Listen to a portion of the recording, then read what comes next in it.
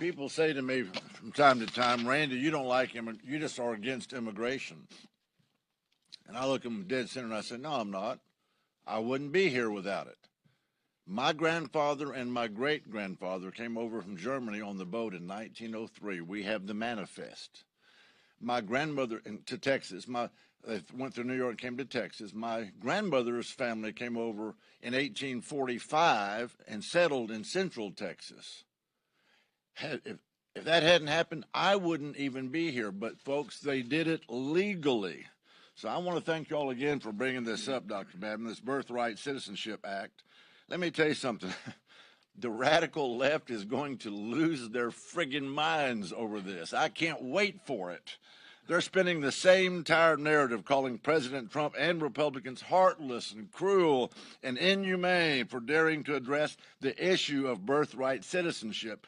And now, 22 states are suing to block Republicans from overturning this deeply flawed policy. Let me tell you, the policy is so deeply flawed. If you've read the 14th Amendment, if you remember the time frame that it took place in, I'll give you all a math quiz. 14th Amendment. Can any of y'all tell me which amendment preceded the 14th Amendment?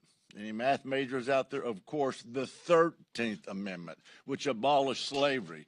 The intent of our founders and our members of Congress back then was to make sure that African Americans got a place in America.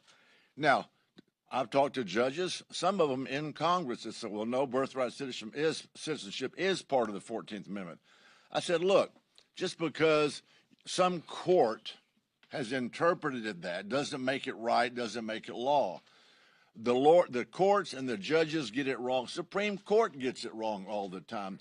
They actually ruled that African Americans could be counted as 3/5 of a citizenship for census records, right?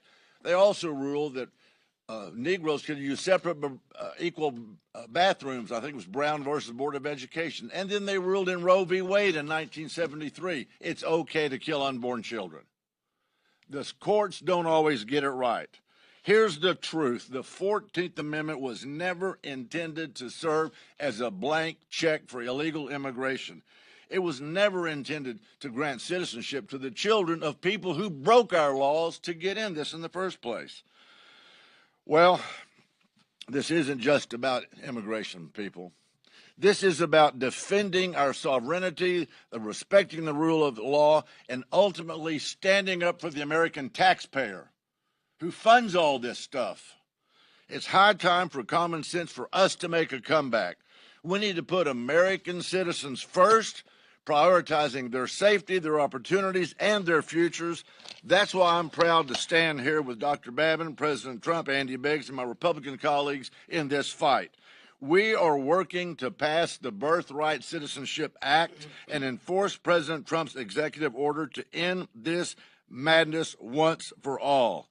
So very much depends on it. America's sovereignty matters. American taxpayers matter. American families matter. It's time to fix this broken system and put America first. I yield.